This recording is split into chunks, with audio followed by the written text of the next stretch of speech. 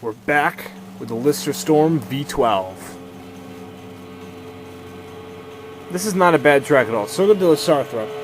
Now, even though it has those annoying chicanes, they're not too hard to get around. And because this car has a little bit of ground clearance to it and just the tiniest bit of body roll, it's able to just drive through the dirt. It's surprisingly stable off-road. You'll see what I mean. You also see how well this car corners. You'll learn why I love this car so much. Here we go.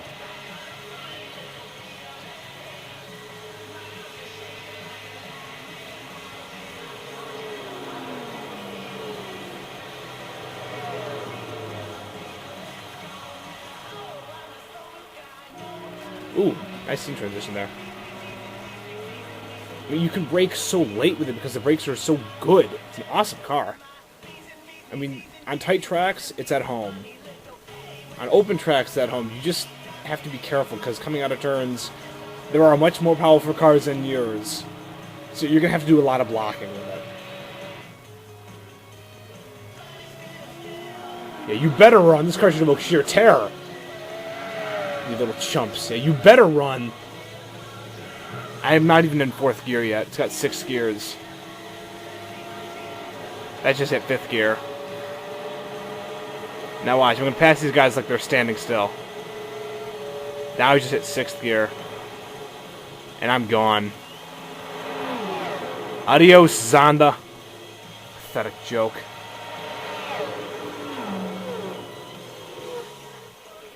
Off-roading time!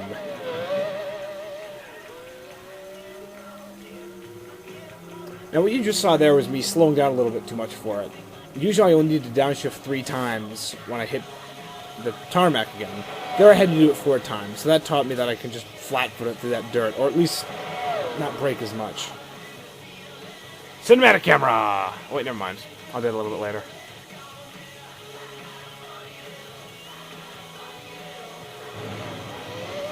This looks scarier from first person, I'm not gonna lie. Really wild ride with this car, but it's a car that you can easily approach its limits. It's not a car that'll really kick you in the face if you drive it too hard or really screw up on a turn like the Sarthre V12 will. You know, the worst case scenario, if you don't take a turn properly, you'll plow a little bit and often not even end up in the dirt. I mean, here I braked really late. Look at that. Still cut it really tight. Now, as you may be hearing, it's over-revving a little bit when it's going from gears 2 to 3 and 3 to 4. That's because I'm not using racing super hards. I'm using sports hards. And so, all areas of the car's performance are hampered, obviously. Everything from tire durability to acceleration to cornering.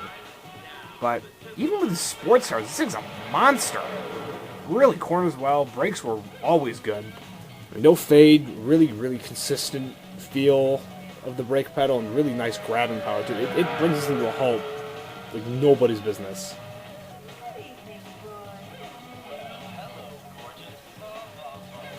I wasn't even braking that hard. I just tapped the brake pedal, and you saw flames shoot out the exhaust. That means I downshifted it. It's a remarkably good system. It's a great handling car. Not very fast, though. I mean, compared to other race cars, this thing's a pathetic joke. I mean, that's Corvette C5R will kick the crap out of it. You know, a Viper, Team Orica, that'll bend this thing over backwards and break it in pieces. On a straightaway. In the turns, this can roll with the Corvette C5R. And that really hurts for me to make, because I love the C5R. Crank it up a little bit because it's got some more background noise. Got a dehumidifier here. Look at that grip! I was almost flat-footing it through that turn. I was vectoring just a tiny bit. God, this is a monster. I love it. Notice how I'm not slowing down for this part yet. I'm not... Off-roading time! Yeehaw! Nothing to it.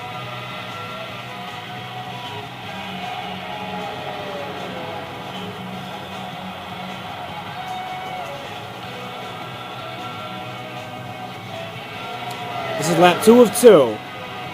Everything that I did on the first lap, I do it better this lap. I brake later. I corner harder. I take the shortcuts better.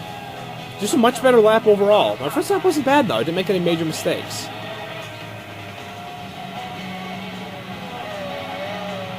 I mean, you really hear the car. The transmission's great. It downshifts and upshifts when you want it to. It's always in the right gear for a given turn or change in the track. It's a great car. I love it.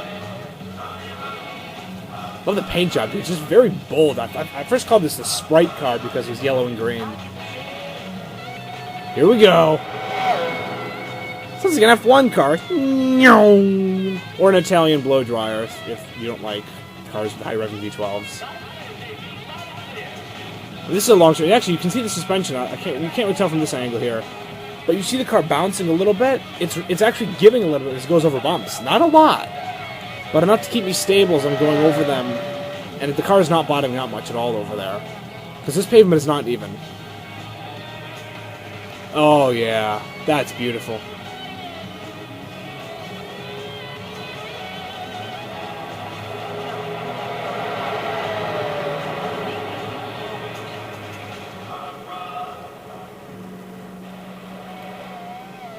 A little bit of bounce there. That's because I bounced off the curb that was near the construction cones. If I didn't hit that curb near the construction cones, I would have been fine. Love that exhaust note. Look at that. It's a big car. It's wide. Makes it good for blocking. It's almost as wide as a COK GTR. And the COK GTR is pretty big.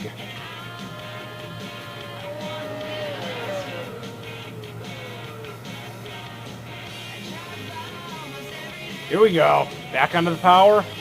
You hear it over-revving a little bit, though. It's just because of the tires. With raising super hards, gears 1 through 6, perfect. Just goes vroom, vroom, vroom. No over-revving. Unless I want it to and I hit the e-brake or something stupid like that. I mean, that took a little bit of getting used to. It was a little bit disconcerting at first. I'm thinking, oh my god, is it really going to just over-rev its way through the gears? No, it goes away by 4th gear. I mean, after 4th gear, 5th and 6th are perfect upshifts, no problem. It's just a bit irregular, because you'd think gears 1 and 2 would have more of that over-revving issue. For a little bit of it there. Let's carefully.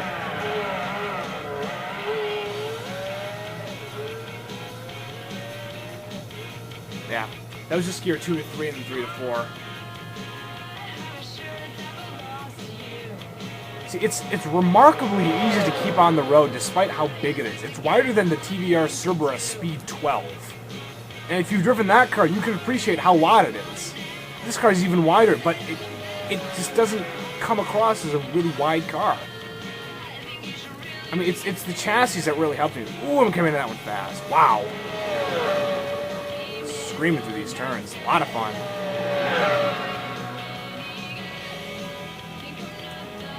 Now, it may look like I'm driving more conservatively here. I mean, I'm not... That's why I was driving more conservatively. What happened there,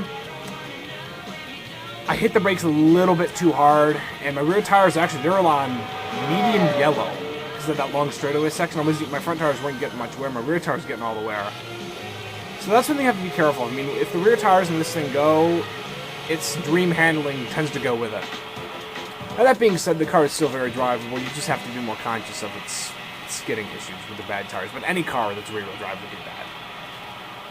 So, solid race, to say the least. I don't see the AI anywhere. They got demolished. Holy crap.